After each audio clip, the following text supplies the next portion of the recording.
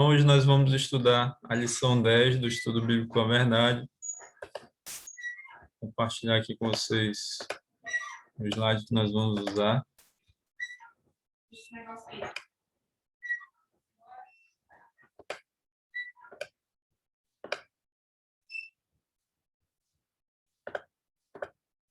Muito bem, então, essa é a classe Bíblica à Verdade. E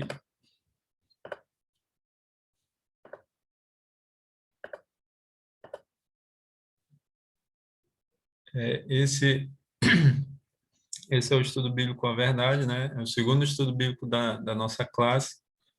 O outro estudo é sobre as profecias de Daniel e Apocalipse, que inclusive nós fizemos uma aula ontem à noite. E nós já estamos caminhando para o fim desse estudo, né? Ontem nós concluímos Apocalipse 13. Essa semana agora, próxima semana, quinta-feira, nós vamos estudar Apocalipse 14, e aí segue até nós chegarmos em Apocalipse 22, que é o último capítulo. E nesse estudo bíblico aqui, nós estamos chegando mais ou menos na metade dele também, porque são 21 lições, né? A cada lição nós estudamos um ponto importante do plano da salvação, algo que tem a ver com a nossa salvação. Então, cada estudo nós vamos crescendo no conhecimento de Deus e da sua vontade, né? No conhecimento da palavra de Deus. E hoje nós vamos estudar a verdade sobre o milênio, essa é a lição 10. Então, convido você agora a fechar os olhos, nós vamos falar com Deus. Muito obrigado, Pai, por mais uma vez estarmos reunidos para estudarmos a Tua palavra. Te agradeço por cada pessoa que se dispôs a estar aqui e obrigado pelo privilégio que tenho de transmitir o Teu Evangelho a elas, que nesse estudo nós tenhamos a Tua bênção, que o Teu Santo Espírito esteja com cada um de nós. Nós te pedimos humildemente isso, Pai, no nome do Senhor Jesus, e que o Espírito Santo nos conceda entendimento, sabedoria espiritual, inteligência, e assim nós possamos compreender tudo que vamos estudar aqui na Tua palavra. E que, ao final desse estudo, possamos tomar decisões importantes ao Teu lado e que a Tua palavra também venha transformar as nossas vidas e venha nos motivar, nos incentivar a nos prepararmos para o encontro com o Senhor Jesus Cristo, para que possamos receber das mãos dele a vida eterna. É no nome dele, do Senhor Jesus, que nós pedimos todas essas bênçãos e desde já agradecemos. Amém. Ok, então vamos lá. Na sequência da volta de Cristo, acontecimentos extraordinários terão lugar. Até que o planeta Terra seja definitivamente restaurado, haverá um período de 1000 anos, ou um milênio. O que acontecerá na Terra durante esse período? Ou seja, nesse período de 1000 anos, né? Onde e em que circunstância estará Satanás? Qual e como será o desfecho de tudo? É importante que busquemos respostas nas Escrituras Sagradas para essas indagações. E é isso que nós vamos fazer agora, tá? Então, esse estudo aqui, meus amigos, o que nós vamos ver agora é o que vai acontecer depois da volta de Jesus. Por isso eu falei semana passada que nós vamos ver uma trilogia aí, né? As próximas 3 lições, elas estão numa sequência. Então, a lição 9, a verdade sobre a volta de Jesus, a lição 10, a verdade sobre o milênio, e a próxima lição 11, a verdade sobre a nova terra. À medida que a gente for estudando, você vai entender mais. Então, começando aí com a primeira pergunta. O que acontecerá um dia com todos os mortos, tanto justos como ímpios? Tá? Essa é a pergunta. João 5, 28 e 29. Se você quiser responder, fica à vontade, tá? Depois que nós fizermos a leitura. Quiser comentar também, fazer pergunta, pode ligar o microfone aí. Vocês já sabem como é, né? Vamos ler então o texto bíblico. Não vos maravilheis disto, porque vem a hora em que todos os que se acham nos túmulos ouvirão a sua voz e sairão. Os que tiverem feito bem para a ressurreição da vida, e os que tiverem praticado o mal para a ressurreição do juízo. Então, a primeira pergunta é: o que acontecerá um dia com todos os mortos, tanto justos como ímpios? O que vai acontecer? Todos ouvirão a voz de quem? A voz de Jesus. Esse sua aí está falando de Jesus, você vai saber disso, né? Lendo o contexto, você vai ler os versos anteriores, vai ver que estava falando de Jesus. Então, esse sua aí se refere a Jesus. Então, todos os mortos ouvirão a voz de Jesus e sairão.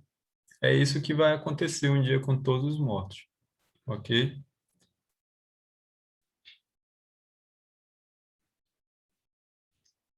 Então, meus amigos, a Bíblia diz que haverá duas ressurreições diferentes: a ressurreição da vida e a ressurreição do juízo.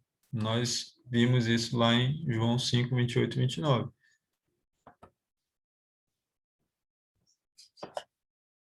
Os que morreram em Cristo são os justos, né? Essa é a primeira ressurreição, ou seja, os justos vão participar da primeira ressurreição, a ressurreição da vida. Já os que não se arrependeram são os ímpios. Essa é a segunda ressurreição, ou seja, os ímpios vão participar da segunda ressurreição, que é a ressurreição do juízo, tá certo?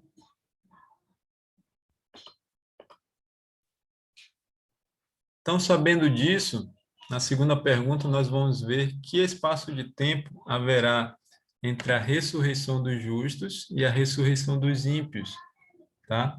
Apocalipse 20, versos 4 e 5. Vocês vão ver que nesse estudo nós vamos ler vários versos em Apocalipse 20, porque esse é o capítulo principal que fala a respeito do milênio, tá bom? Isso quer dizer que nós vamos ter um estudo sobre esse capítulo quando a gente chegar lá no nosso estudo sobre o Apocalipse também. Então, os versos aí, versos 4 e 5 dizem o seguinte: Vi também tronos, e nestes sentaram-se aqueles aos quais foi dada a autoridade de julgar. Vi ainda as almas dos decapitados por causa do testemunho de Jesus, bem como por causa da palavra de Deus, tantos quantos não adoraram a besta, nem tampouco a sua imagem, e não receberam a marca na fronte e na mão. E viveram e reinaram com Cristo durante 1000 anos. Os restantes dos mortos não reviveram até que se completassem os 1000 anos. Então, a pergunta é: que espaço de tempo haverá entre a ressurreição dos justos e a ressurreição dos ímpios?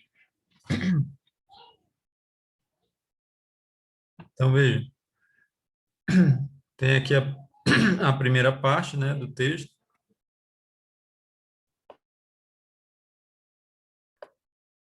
e na segunda parte, a primeira parte aqui é importante, deixa eu voltar aqui, para você entender de quem que estava falando, né? Ele estava falando de pessoas que foram decapitadas por causa do testemunho de Jesus e por causa da palavra de Deus, pessoas que não adoraram a besta, nem a sua imagem, que não receberam a marca da besta, nem na fronte, nem na mão. Ou seja, está falando dos cristãos fiéis a Deus, está falando dos filhos de Deus, está falando do povo de Deus, certo? Ou dos justos. Então, quando diz assim, e viveram e reinaram com Cristo durante 1000 anos, está falando desse grupo de pessoas, ou seja, dos justos, dos filhos de Deus, do povo de Deus, tá? Então, são esses que vão viver e reinar com Cristo durante os 1000 anos. Os restantes dos mortos, ou seja, aqueles que não vão reviver Aqueles que não vão participar da primeira ressurreição, quem são esses? São os ímpios. Esses não reviveram até que se completassem os 1000 anos. Ou seja, os ímpios não vão reviver, eles não vão ressuscitar até que se completem 1000 anos. 1000 anos a partir de quando? A partir do dia em que os justos vão reviver, vão ressuscitar. E quando é que isso vai acontecer? João 5, 28 e 29, que nós lemos, diz que é Jesus quem vai dar a ordem para que eles ressuscitem, né? Os mortos ouvirão a voz de Jesus e sairão dos túmulos, né? Isso vai acontecer quando? Na volta de Jesus, tá? Então, a primeira ressurreição, a ressurreição da vida, onde todos os justos vão participar, ou seja, todos aqueles que morreram em Cristo vão participar, essa ressurreição acontece na volta de Jesus. Então, vão se passar 1000 anos até que os ímpios, que são chamados aqui os restantes dos mortos, porque eles vão ficar, né? Eles vão continuar mortos, eles só vão reviver depois que completarem os 1000 anos. Então, assim, a gente responde a pergunta: que espaço de tempo haverá entre a ressurreição dos justos e a ressurreição dos ímpios? O espaço de tempo são 1000 anos, ou 1 milênio, né? Ok até aqui, meus amigos? Tranquilo, né? Se tiver alguma pergunta, pode fazer. Terceira pergunta agora. Quando os justos ressuscitarem na volta de Jesus e se unirem aos justos vivos, todos serão levados para o céu, onde Deus habita, tá? Isso aqui nós concluímos a partir de tudo que nós já estudamos. A pergunta é: quanto tempo os salvos ficarão no céu? Quanto tempo os salvos ficarão no céu? Apocalipse 20, verso 6. Diz o seguinte: bem-aventurado e santo é aquele que tem parte na primeira ressurreição. Sobre esses, a segunda morte não tem autoridade. Pelo contrário, serão sacerdotes de Deus e de Cristo e reinarão com ele os 1000 anos. Então, quanto tempo os salvos ficarão no céu? Olha só que interessante, não é toda a eternidade que os salvos ficarão no céu. A Bíblia diz que eles reinarão com Cristo durante 1000 anos, tá? Esses 1000 anos que vai ter, que nós vimos na pergunta anterior, que vai ter esse espaço de tempo entre a primeira e a segunda ressurreição, é o tempo que os salvos estarão reinando com Cristo lá no céu, tá? Então, vejam, bem-aventurado e santo, bem-aventurado significa feliz, né? E santo é aquele que tem parte na primeira ressurreição. Quem é que vai participar da primeira ressurreição? Os que morreram em Cristo, os justos, os salvos, né? Então, esses são santos, são felizes. Eles não vão passar pela segunda morte. A segunda morte não tem autoridade sobre eles. Até o final desse estudo você vai entender o que é essa segunda morte. Pelo contrário, eles serão sacerdotes de Deus e sacerdotes de Cristo e reinarão com Cristo os 1000 anos. Agora, meus amigos, o que os salvos farão no céu durante os 1000 anos? Nós vamos ver aí a letra A e B. Na verdade, não é a letra A e B, tá errado aí. Os dois versos se complementam e eles vão responder essa pergunta, tá? Agora, vamos ler Apocalipse 20, verso 4. Nós já lemos, então a gente vai ler só a primeira parte do verso 4, que é o que nós vamos usar para responder. Vi também tronos, e nestes sentaram-se aqueles aos quais foi dada a autoridade de julgar. Então, João vê ali, na sua visão, ele vê tronos, e nesses tronos sentaram-se pessoas que receberam de Deus a autoridade de julgar. Quem são essas pessoas? Aí, o outro verso complementa. 1 Coríntios 6:2, o apóstolo Paulo, inspirado pelo Espírito Santo, diz o seguinte: ou não sabeis que os santos hão de julgar o mundo? Ora, se o mundo deverá ser julgado por vós, sois acaso indignos de julgar as coisas mínimas? Então, aqui Paulo diz que os santos vão julgar o mundo. E aqui em Apocalipse 20, verso 4, João diz que viu pessoas que receberam a autoridade de julgar, e elas sentaram em tronos, né? Quem são essas pessoas? Aí aqui nós vemos que são os santos, são os salvos. Os salvos vão receber de Deus autoridade para julgar o mundo, tá? Essa aqui, meus amigos, é a segunda fase do juízo de Deus, tá?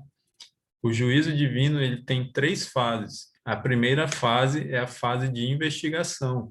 É a fase que nós estamos vivendo agora, tá certo? É a fase mais importante, porque é a fase em que, opa, é a fase em que o nosso destino eterno está sendo determinado, tá? Então, quando que começou a primeira fase do juízo? A fase de investigação.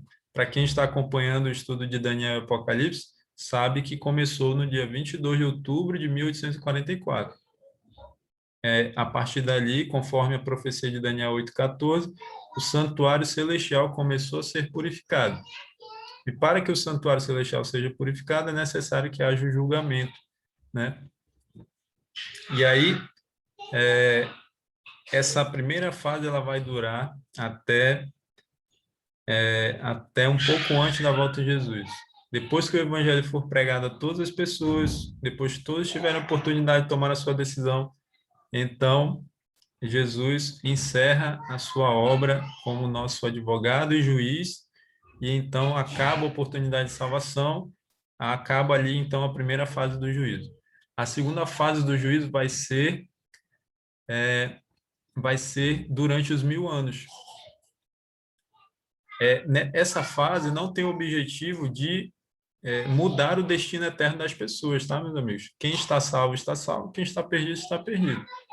Mas como vai funcionar essa segunda fase do juízo? Os santos vão receber a autoridade de julgar. Os salvos vão ter o privilégio de entender por que as pessoas que eles conheceram aqui nessa terra, sejam familiares, amigos, por que elas não estão no céu.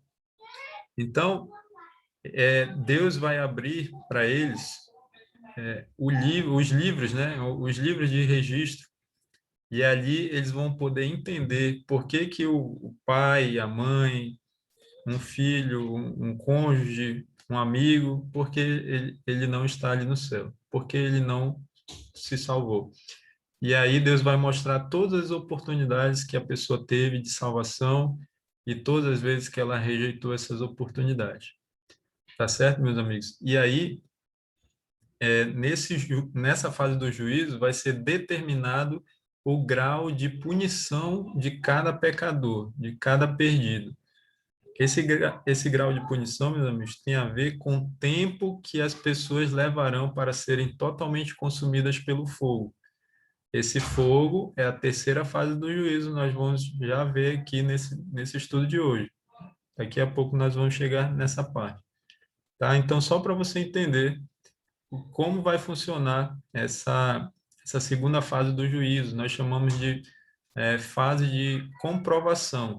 Os justos, os santos, vão poder comprovar a justiça de Deus. Deus vai provar diante de todos os seres humanos e diante de todo o universo que ninguém se perdeu injustamente. Assim também ninguém se salvou de forma injusta. Deus julgou a todos com justiça, né? Deus é justo, então o caráter justo de Deus vai ser confirmado diante de todo o universo. Ok, meus amigos, até aqui, tranquilo?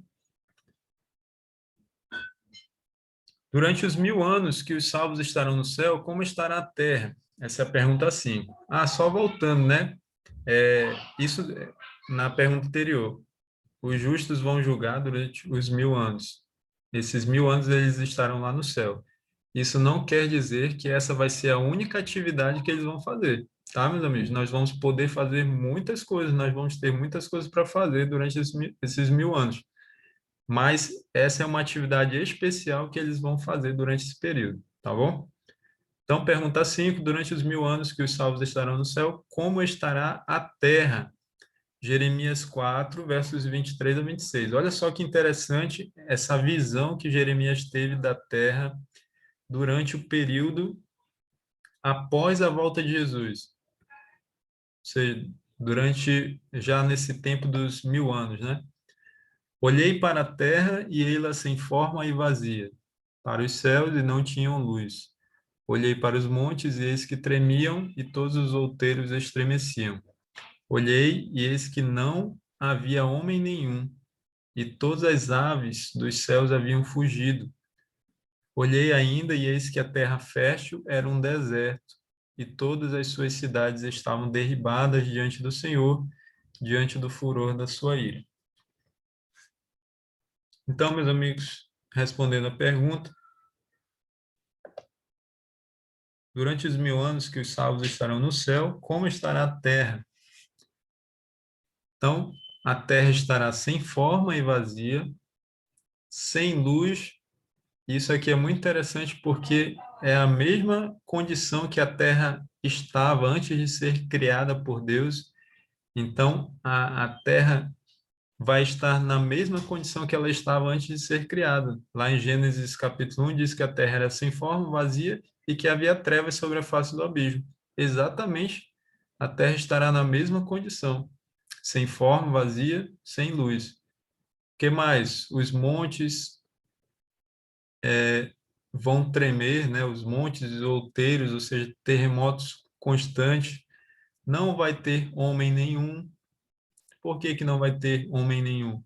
Porque os salvos estarão todos no céu e, e os salvos ali inclui aqueles que estiverem vivos quando Jesus voltar e aqueles que vão ser ressuscitados.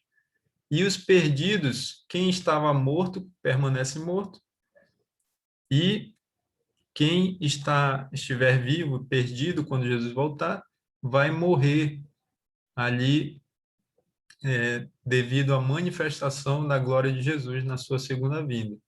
Tá certo? Então não vai ter nenhum ser humano com vida na Terra durante os 1000 anos.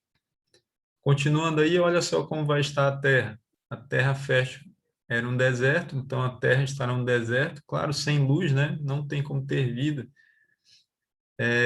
E tudo estará derribado diante do Senhor, tudo destruído. Então, nenhuma construção humana vai permanecer de pé, meus amigos. Tudo estará destruído. Por isso que não adianta você querer se apegar aos bens materiais, se apegar a uma casa, um carro, ou qualquer outra coisa, porque um dia tudo isso vai ser destruído. Olha só o que diz esse verso em Jeremias 25:3. Jeremias 25 descreve esse período, né, com palavras fortes. Os que o Senhor entregar à morte naquele dia, esse dia é o dia da volta de Jesus, se estenderão de uma a outra extremidade da terra. Não serão pranteados, nem recolhidos, nem sepultados. Serão como esterco sobre a face da terra. Porque não haverá quem chore ou sepulte os mortos? Porque, como nós vimos, não haverá nenhuma pessoa com vida na terra. Então, meus amigos, olha só que palavras fortes são usadas aí nesse verso, até comparando os mortos, né, os perdidos que ficaram mortos depois da volta de Jesus, comparando como esterco sobre a terra.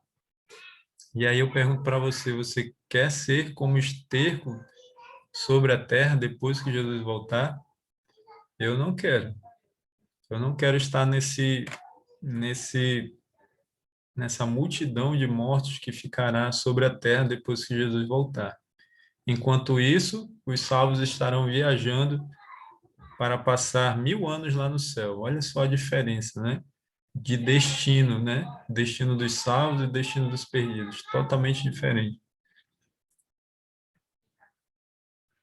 Sexta pergunta agora. Quem permanecerá na terra durante os 1000 anos? já vimos que ser humano não é, né? Vamos ver em Apocalipse 20, versos de 1 a 3. Então vi descer do céu um anjo, tinha na mão a chave do abismo e uma grande corrente. Ele segurou o dragão, a antiga serpente, que é o diabo, Satanás, e o prendeu por 1000 anos. Lançou-o no abismo, fechou-o e pôs selo sobre ele, para que não mais enganasse as nações até se completarem os 1000 anos. Depois disto, é necessário que ele seja solto pouco tempo. Então, meus amigos, quem permanecerá na terra durante os 1000 anos? Quem permanecerá com vida na terra? Nós vemos aí que Satanás estará preso durante esse período de 1000 anos e ele estará preso aqui na terra, tá certo? Então, nesse período, meus amigos, como não vai ter nenhum ser humano vivo na terra, então é por esse motivo que ele não vai enganar as nações até se completarem os 1000 anos. Ou seja, não tem nenhum ser humano vivo. A obra de Satanás é enganar o ser humano, né, o tempo todo. Então, como não vai ter nenhum ser humano vivo, ele não vai fazer esse trabalho durante os 1000 anos. Satanás vai passar 1000 anos de ociosidade total. Aqui nessa terra, a terra estando naquela condição que nós vimos, sem forma, vazia, trevas, né, tudo escuro, sem luz, terremotos constantes. Então, Satanás vai passar 1000 anos de ociosidade sem ter o que fazer na terra totalmente destruída. E quando eu falo Satanás, eu estou incluindo também todos os anjos dele, né? Os anjos caídos. Então, Satanás e os demônios estarão aqui nessa terra durante os 1000 anos. E aí, quando se completar os 1000 anos, diz aí o finalzinho do verso 3, que é necessário que ele seja solto pouco tempo. Nós vamos ver daqui a pouco o que significa esse ser solto, né? O que significa Satanás ser solto pouco tempo.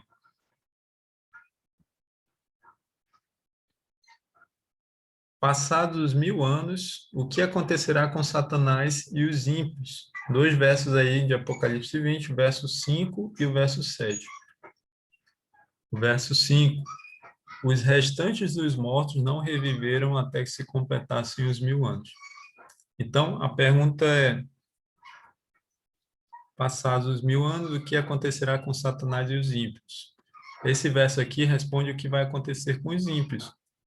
Se os ímpios não vão reviver até que se completem os 1000 anos, isso quer dizer que quando se completarem os 1000 anos, eles vão reviver, certo?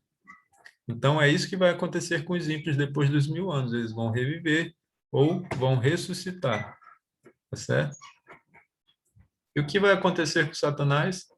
Verso 7, quando porém se completarem os 1000 anos, Satanás será solto da sua prisão. Por que ele vai ser solto da sua prisão? Porque ele vai ter novamente a quem enganar. Porque os ímpios vão reviver. Todos os ímpios, de todas as gerações, desde a primeira geração, de Adão e Eva, até a última geração, quando Jesus voltar. Tá bom? Então, aí estão as respostas, né? Nós já respondemos. O que vai acontecer com os ímpios? Eles vão reviver e Satanás será solto da sua prisão, porque ele terá novamente a quem enganar. Oitava pergunta agora, que outro evento marca o fim dos 1000 anos? Quando se completarem os 1000 anos, o que vai acontecer? Além do que nós acabamos de ver. Apocalipse 21, verso 2, diz, vi também a cidade santa, a nova Jerusalém, que descia do céu da parte de Deus, ataviada como noiva adornada para o seu esposo. Então, que outro evento marca o fim dos 1000 anos?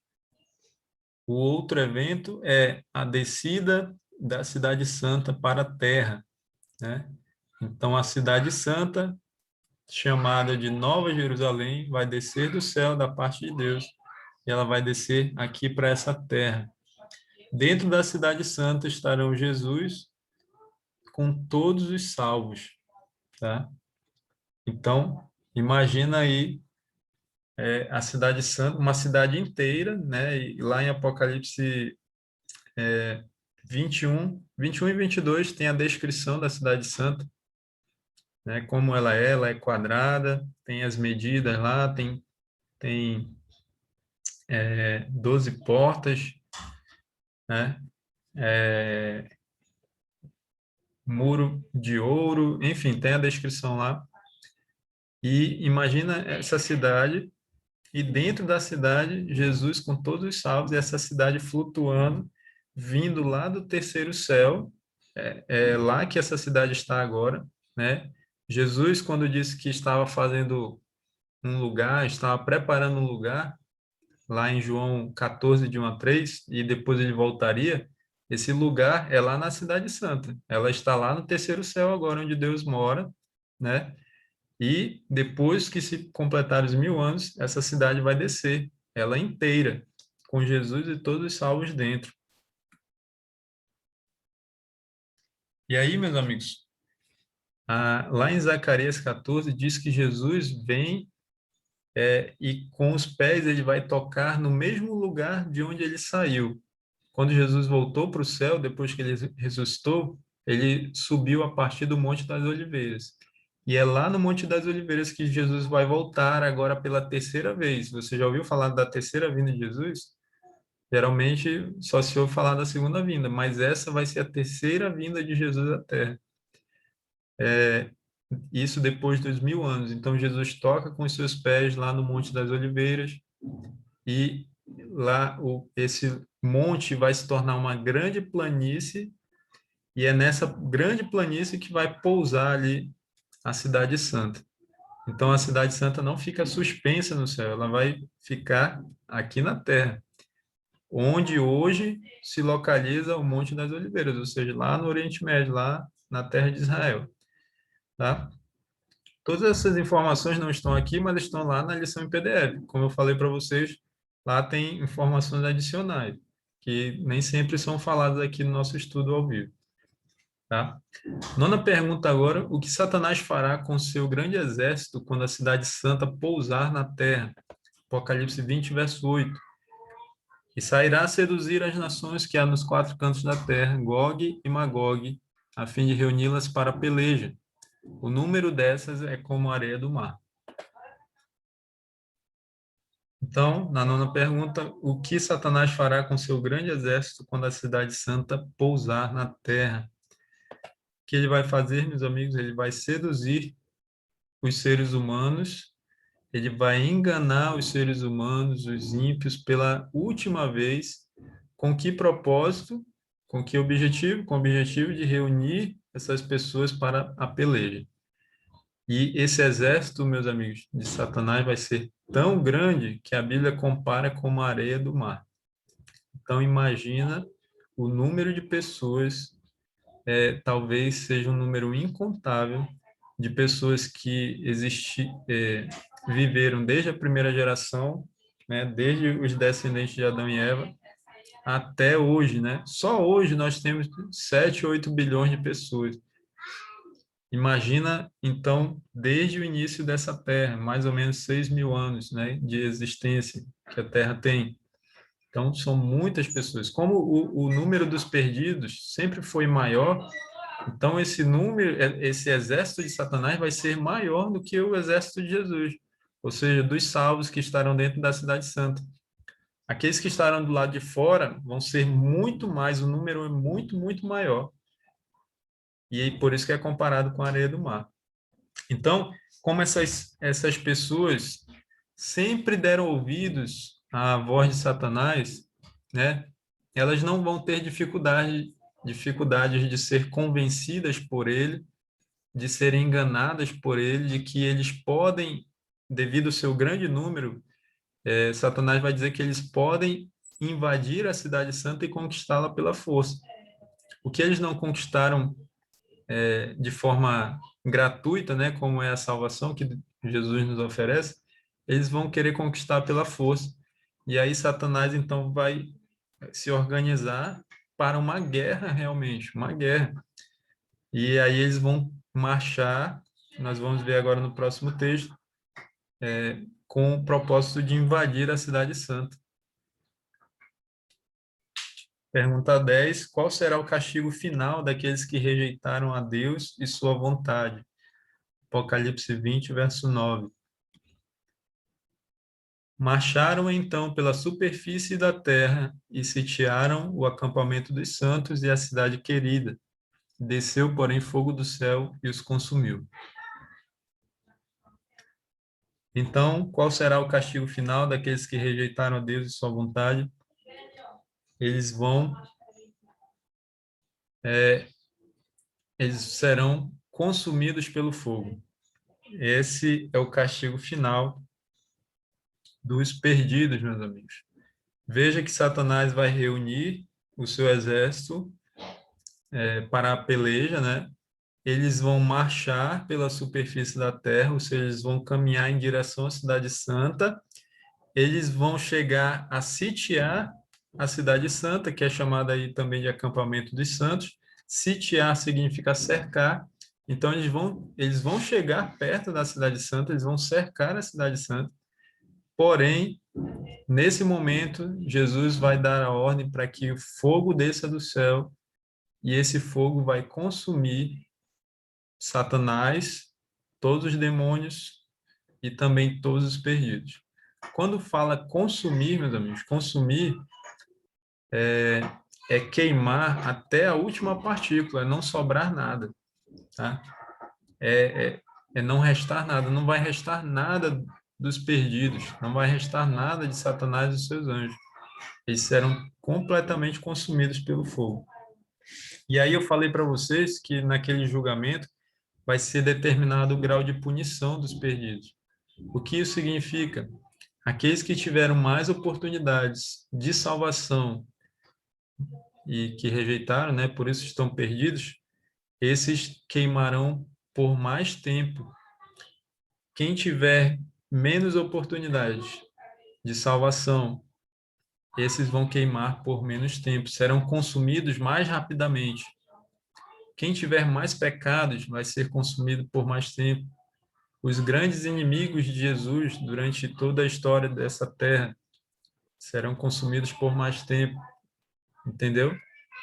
E isso quer dizer que o último a ser totalmente consumido será quem?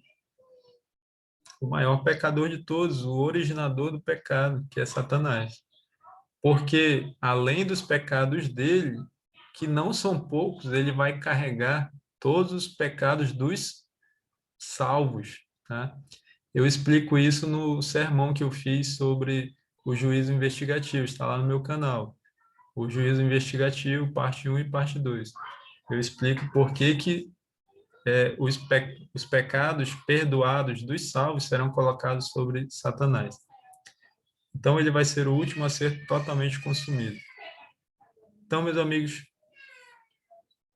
esse é o fim triste do pecador que não entregou a sua vida para Jesus, que não quis conhecer a Deus, que não quis fazer a vontade de Deus, mas sim a sua própria vontade.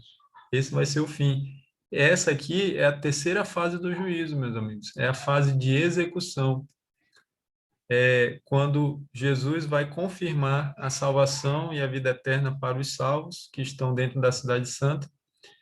E Jesus vai, então, executar o juízo final sobre os perdidos, que é o lago de fogo e enxofre, né? A morte eterna, né? É a morte eterna. Tá certo, meus amigos? Vamos para a última pergunta agora. Responda. Na letra A. Apocalipse 20, verso 6 diz que a segunda morte não terá autoridade sobre os salvos. Mas o que é a segunda morte? Apocalipse 20, 14. Então a morte e o inferno foram lançados para dentro do lago de fogo. Esta é a segunda morte, o lago de fogo. Então, meus amigos, o que é a segunda morte? Está bem claro aí, né? A segunda morte é o lago de fogo. Ou seja, é a terceira fase do juízo, é a fase de execução, é a destruição final dos perdidos, né? A morte eterna, tá? Então, esta é a segunda morte. Essa segunda morte não terá autoridade sobre os salvos. Por quê? Porque eles não vão passar pela segunda morte. Então, os salvos só vão passar pela primeira morte, que é uma morte temporal. Eles não vão passar pela segunda morte. E vai ter um grupo mais privilegiado ainda, que não vai passar por nenhuma morte, que são aqueles que estiverem vivos quando Jesus voltar, estiverem preparados e serão salvos. Eu espero, em nome do Senhor Jesus, fazer parte desse grupo que não vai passar por nenhuma morte, né?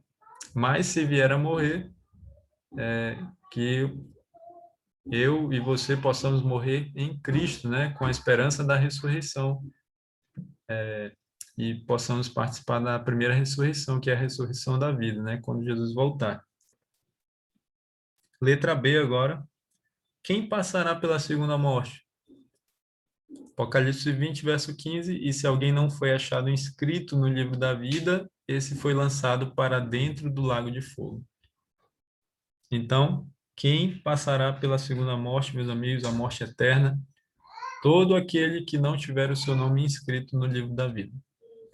Então, esses serão lançados para dentro do lago de fogo e enxofre, que é a segunda morte, a morte eterna.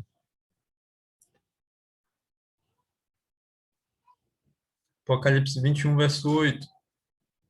Quanto, porém, aos covardes, aos incrédulos, aos abomináveis, aos assassinos, aos impuros, aos feiticeiros, aos idólatras e a todos os mentirosos, a parte que lhes cabe será no lago que arde com fogo e enxofre, a saber, a segunda morte. Então, quem passará pela segunda morte, meus amigos? Todos, todos os pecadores que estiverem em algum desses grupos aí, os covardes, os incrédulos, os abomináveis, os assassinos, os impuros, os feiticeiros, os idólatras, os mentirosos, né? É interessante, né, que todas as listas das pessoas que não serão salvas é citado aí os mentirosos. E muitas vezes é um pecado que não é dado tanta importância, né? Mas é um pecado muito grave aos olhos de Deus. Tanto que ele cita em todas as listas de quem não será salvo. Então, meus amigos, a primeira morte é a morte temporal. Todos os que morreram, desde Adão até a volta de Jesus, sofreram ou sofrerão a primeira morte. Tá? Somente um grupo de pessoas não passará por nenhuma morte. Os justos que estiverem vivos na volta de Jesus. É o único grupo de pessoas que não vai passar nem pela primeira nem pela segunda morte. Quem estiver vivo e preparado na volta de Jesus, sejam os justos, né? Os ímpios que estiverem vivos quando Jesus voltar morrerão. Essa é a primeira morte desse grupo. Os salvos que forem ressuscitados por Jesus passarão apenas pela primeira morte. Porém, todos os ímpios sofrerão a segunda morte, após os 1000 anos. Essa é a morte eterna. Ok, meus amigos? Ficou claro isso aqui? Eu preciso que vocês entendam isso aqui. E essa aqui já é a conclusão do nosso estudo. Eu preciso que você entenda essa parte final aqui. E aí nós vamos concluir. Jesus morreu para nos salvar da morte eterna. Todos nós podemos passar pela primeira morte. Ela é consequência do pecado. Mas ninguém precisa sofrer a segunda morte, pois Jesus já sofreu essa morte em nosso lugar. Então, meus amigos, olha só como é o plano da salvação. O plano da salvação, ele não nos livra da primeira morte, a morte temporal. Essa morte é uma consequência do pecado. Todos nós estamos sujeitos a essa primeira morte. Mas ninguém precisa passar pela segunda morte, a morte eterna. Por quê? Porque foi essa morte que Jesus sofreu no nosso lugar. Quando Jesus morreu ali na cruz, carregando os nossos pecados, ele estava morrendo no nosso lugar para que a gente não precisasse morrer. E a morte que Jesus estava sofrendo ali era a segunda morte, a morte eterna. Então, eu e você estamos vivos hoje, graças a Deus, mas podemos morrer antes de Jesus voltar, podemos não ver Jesus voltando, mas se nós morrermos em Cristo, né, nós morremos com a esperança de que vamos ressuscitar quando Jesus voltar. Mas aqueles que rejeitarem a Deus, aqueles que rejeitarem a Jesus, que rejeitarem a palavra de Deus, aqueles que fizerem a sua própria vontade, aqueles que viverem na prática do pecado e não se arrependerem disso, esses vão sofrer a segunda morte. Já os salvos, nenhum vai sofrer a segunda morte. Por quê? Porque Jesus já sofreu essa morte no nosso lugar. Mas, como eu expliquei lá no estudo sobre o plano da salvação, a morte de Jesus será em vão para os perdidos. Por quê? Porque eles não aceitaram a Jesus e, e também não aceitaram sua morte substitutiva, né? Essa morte que substitui a morte do pecador, eles não aceitaram pela fé. Por isso, eles terão de sofrer a segunda morte. Vejam, meus amigos, a terceira fase do juízo, que é a fase de execução, onde Deus vai destruir o pecador através do fogo, né? Ela é necessária para que o pecado seja destruído. O objetivo desse fogo é destruir o pecador e, consequentemente, o pecado, tá certo? Para que Deus, então, depois possa criar um novo céu e uma nova terra, que é o nosso próximo estudo, sábado que vem. Então, imagina se Deus criasse uma nova terra onde houvesse um pecador que fosse ali vivendo na nova terra. Ela seria um lugar perfeito? Não seria. E aí, logo estaria do mesmo jeito do jeito que nós vivemos hoje aqui, né? Uma terra cheia de pecado. Então, não pode viver nenhum pecador na nova terra, né? Não pode existir pecado na nova terra. Lá em 2 Pedro 3 diz que nessa nova terra habitará a justiça e não o pecado. Então, meus amigos, é por isso que Deus vai destruir os pecadores, Satanás, os seus anjos e todo pecador que não se arrependeu dos seus pecados. Serão destruídos porque só assim o pecado pode ser destruído. E aí, meus amigos, concluindo o nosso estudo de hoje, como todo estudo, nós precisamos tomar uma decisão, né? E aí eu convido você a tomar essa decisão hoje, juntamente comigo. Então, leia aí e fale aí, expresse para Deus a, a decisão que você toma nesse momento. Se você aceita ou não essas palavras. Quero estar no céu durante os 1000 anos. Por isso, decido hoje fazer parte do povo de Deus e preparar-me para ser cidadão do céu, confiando em Jesus e entregando meu coração inteiramente a Ele. Então, eu decido hoje fazer parte do povo de Deus, eu decido hoje me preparar para ser cidadão do céu. Eu quero estar lá no céu durante o milênio, durante esses 1000 anos, reinando com Cristo durante esse período. Para isso, eu preciso buscar a Jesus de todo o meu coração, eu preciso confiar nele, é o mesmo que ter fé, né? Eu preciso entregar o meu coração inteiramente para Jesus, e isso nós devemos fazer todos os dias. Então, não tome essa decisão somente agora, mas confirme essa decisão todos os dias com Jesus. Ao acordar, ao dormir, durante o dia, confirme todo momento essa decisão, busque o Senhor Jesus de todo o seu coração e prepare-se para a volta do Senhor Jesus, que já está muito perto de nós. Tá bom, meus amigos? Que Deus abençoe vocês. Nós concluímos assim o nosso estudo. Nós vamos fazer a oração final agora. Convido você a fechar os olhos aí. Nós vamos falar com Deus nesse momento. Oremos. Senhor nosso Deus e Pai, muito obrigado por mais um estudo que fizemos aqui da Tua Santa Palavra. Muito obrigado por todo o entendimento que tivemos nesse estudo a respeito do que vai acontecer durante os 1000 anos.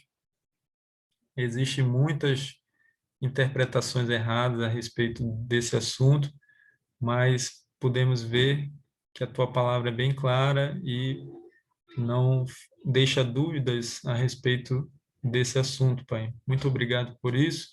Muito obrigado pelo entendimento que o Senhor nos deu da Tua Palavra nesse momento, entendimento desse estudo.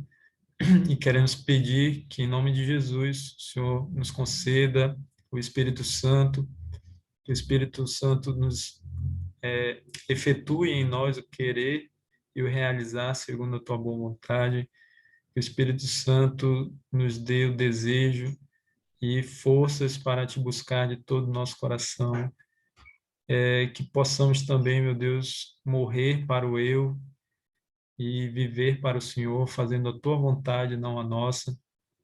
Possamos entregar todos os dias o nosso coração inteiramente para o Senhor Jesus, para que Ele habite em nosso coração e transforme a nossa vida. E possamos também estudar a tua palavra, orar, vigiar, e assim a nossa fé, a nossa confiança no Senhor Jesus e na sua palavra cresça cada dia mais, para que estejamos preparados ou para a morte ou para a volta do Senhor Jesus Cristo. Abençoe nossos alunos, nossos estudantes que estão acompanhando esse estudo, seja ao vivo ou depois, mas que estão dedicando esse tempo aqui para te conhecer, para conhecer mais da tua palavra, que todos nós juntos possamos crescer na graça e no conhecimento do nosso Senhor Jesus Cristo. E é no nome dele que nós te pedimos e agradecemos essas bênçãos. Amém. Ok, meus amigos, muito bom o estudo de hoje. Eu agradeço a todos vocês que dedicaram esse tempo para estar aqui. Eu vou encerrar aqui as gravações, né? Aqui a transmissão pelo Facebook e também a gravação. E aí eu vou ficar disponível aqui para vocês para responder as perguntas de vocês, se vocês tiverem alguma pergunta, né?